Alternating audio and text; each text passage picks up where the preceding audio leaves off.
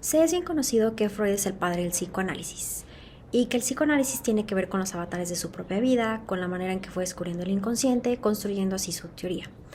Es por eso que hoy en este pequeño video me gustaría platicarles sobre la lectura Lecciones de Introducción al Psicoanálisis de Oscar Mazzotta. Creo que como psicólogos es muy importante que conozcamos el origen, la historia y las bases de cualquier corriente psicológica a la que nos vayamos a enfocar, siendo en este caso el psicoanálisis.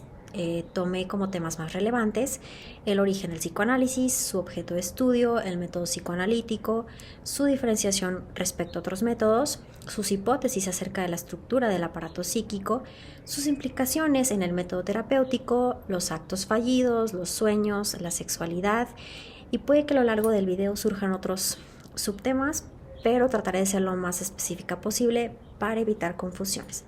Entonces daremos inicio. El origen del psicoanálisis comenzó cuando Freud llegó a Francia y se convirtió en alumno de Charcot en el Hospital Salpêtrière. Una disculpa por la pronunciación.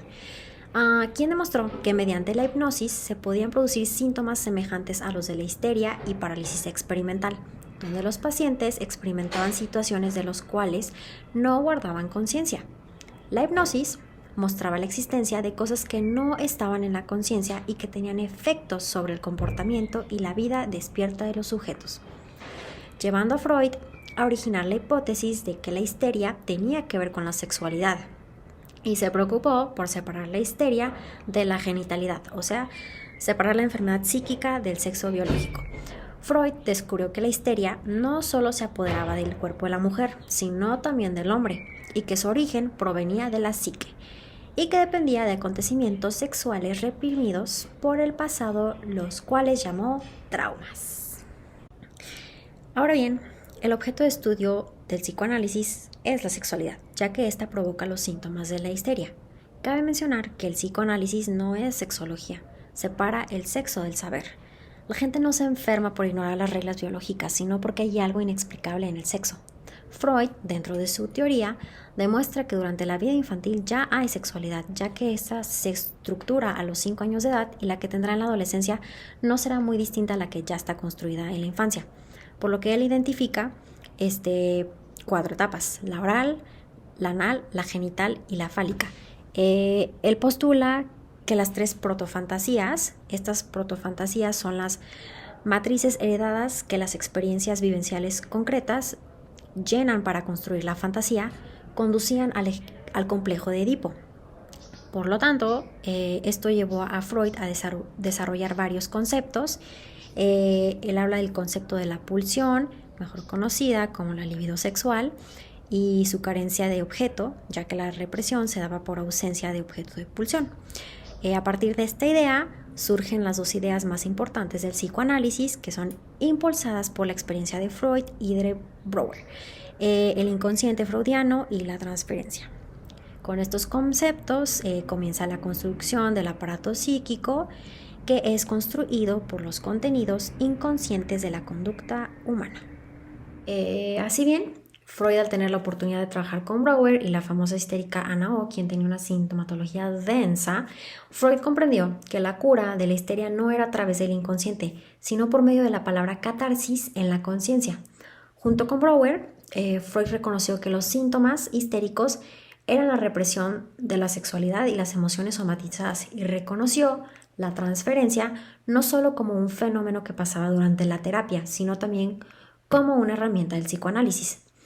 Freud pensaba que la hipnosis de Charcot podía ser la base de la terapia del neurótico, en la cual a través de la sugestión se les ordenaba a los pacientes en estado inconsciente que dejaran de expresar los síntomas.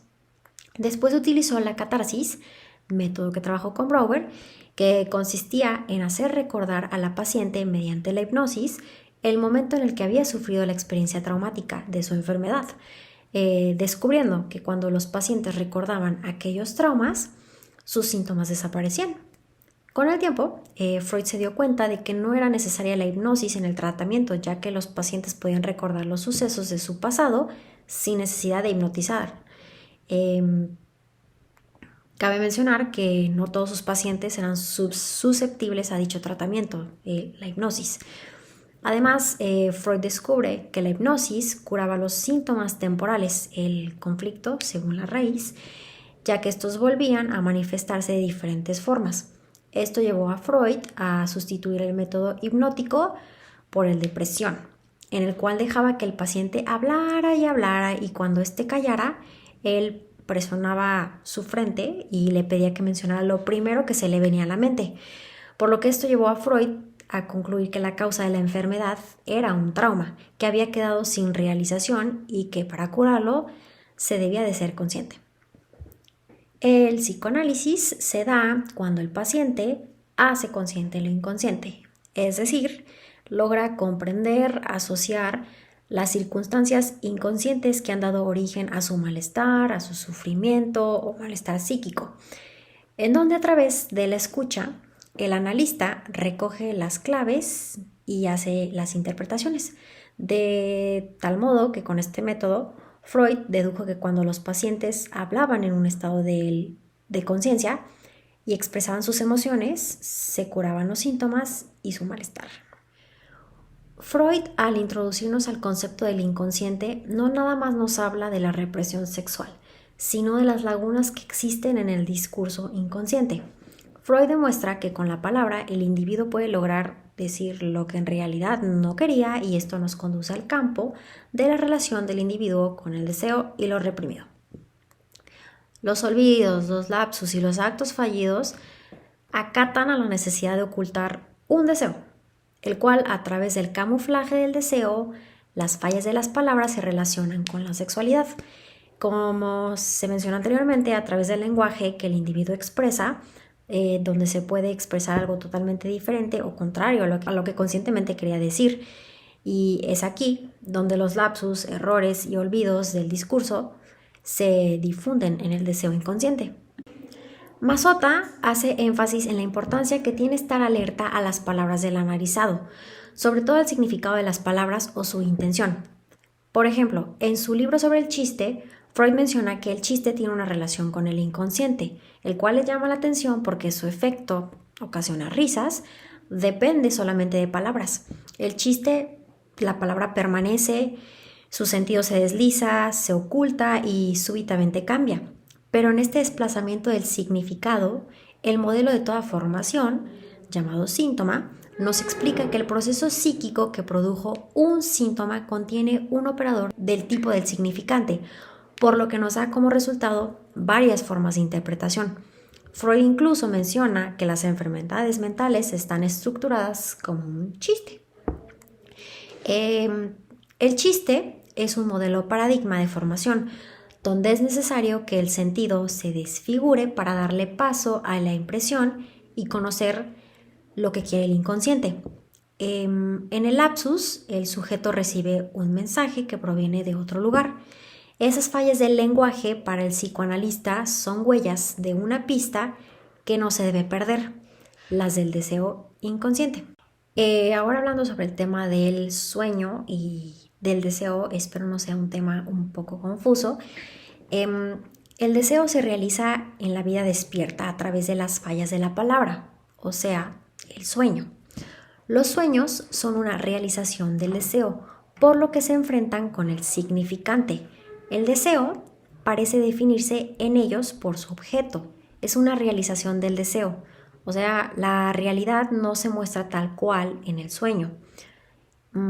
Por otro lado, en el sueño el deseo se realiza, pero lo hace disfrazándose, todo queda desfigurado. Los disfraces son funciones de la censura que el deseo debió cruzar. La relación del deseo a su objeto en el sueño no es directa, por lo que el analista debe encontrar de dónde procede tal deseo. Se podría concluir que el deseo vive la insatisfacción que liga el deseo a la labilidad del objeto de la pulsión, ya que hay una falta excesiva. En el sueño, el deseo se forma, el cual está compuesto por representaciones, recuerdos y vivencias interrelacionadas propias. Dentro del sueño, el deseo se elabora. Esto quiere decir que el sueño en el inconsciente trabaja, recuerda, relaciona y produce un sueño. El sueño es el lugar donde el deseo se elabora, se articula y se da tiempo. En el sueño, el deseo no obtiene su objeto directamente, sino indirectamente a través de la procuración de sesgo y desvíos para satisfacerse. Masota menciona que cuando se trata del deseo, siempre hay una red de deseos, ya que somos seres sociales que necesitan del contacto con otros individuos para rectificar sus acciones. Además de que constantemente estamos deseando. El vivir en una sociedad nos hace susceptibles a la idea existente. Un conjunto de deseos deseándose mutuamente como deseos.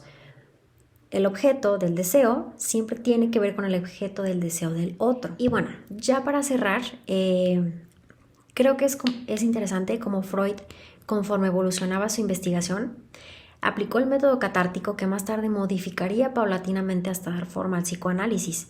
Freud relacionaba los síntomas de los histéricos y neuróticos como traumas reprimidos en el inconsciente, que patológicamente consistían en experiencias sexuales precoces pertenecientes a la infancia. Con esto introduce el concepto de sexualidad infantil, psicosexualidad, la importancia de la palabra, la asociación libre, como método del psicoanálisis y las pulsiones. También esta parte de que nos lleva a profundizar en el inconsciente, los deseos, los sueños y la sexualidad, donde nos cuestionamos si un sueño puede significar lo que realmente creemos que es o tiene un significado totalmente diferente, en el cual se ven involucrados los actos fallidos y el trabajo del sueño.